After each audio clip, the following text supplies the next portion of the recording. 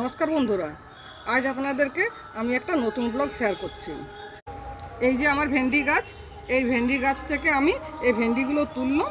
এই ভেন্ডিগুলো একটু বয়স্ক হয়ে গেছে, সেই জন্যে এই ভেন্ডির টক বানাবো। আজ আপনাদেরকে সেই রেসিপিটাই শেয়ার করব। ধুয়ে রাখা ভেন্ডিগুলোকে এখন আমি 1 ইঞ্চি করে কেটে নিচ্ছি। এই ভেন্ডিগুলো দিয়ে আমি আজ বানাবো ভেন্ডির টক। ভেন্ডির টক করার জন্য যেসব উপকরণগুলি দরকার সেগুলি হলো ভেন্ডি, 5 ফোড়ন, শুকনো লঙ্কা, কাঁচা লঙ্কা, লবণ, হলুদ, জিরা গুঁড়ো সামান্য, সরষে বাটা, ঘরে করে রাখা টমেটো, বিটরুটের গুঁড়া, সাদা তিল ভাজা গুঁড়া। তেঁতুল বা আমচুরের বদলে আমি দিয়ে দিচ্ছি ঘরে স্টোর করে রাখা টমেটো আর বিটরুটের গুঁড়ো। পরিমাণ মতো তেল আমি কড়াইয়ের মধ্যে দিয়ে দিচ্ছি।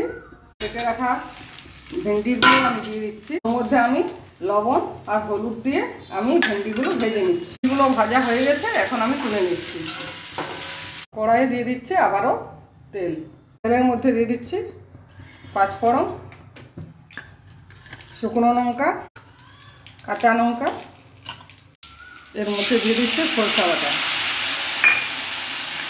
জিরা গুঁড়ো, হলুদ গুঁড়ো আর লবণ। কিছুক্ষণ নাড়ার পর আমি দিয়ে দিচ্ছি টমেটো বিটরুটের শুকনো গুঁড়োগুলো।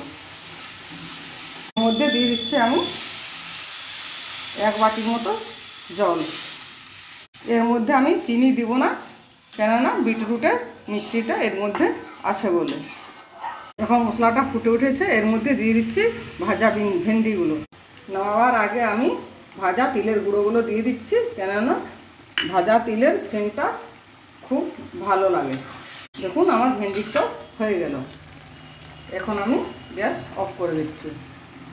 আমি এখন খেয়ে দেখছি কীরকম হয়েছে। অসাধারণ। আপনারাও বাড়িতে যদি বড় ভেন্ডি থাকে তাহলে আপনারা ভেন্ডির টক করে খেতে পারেন।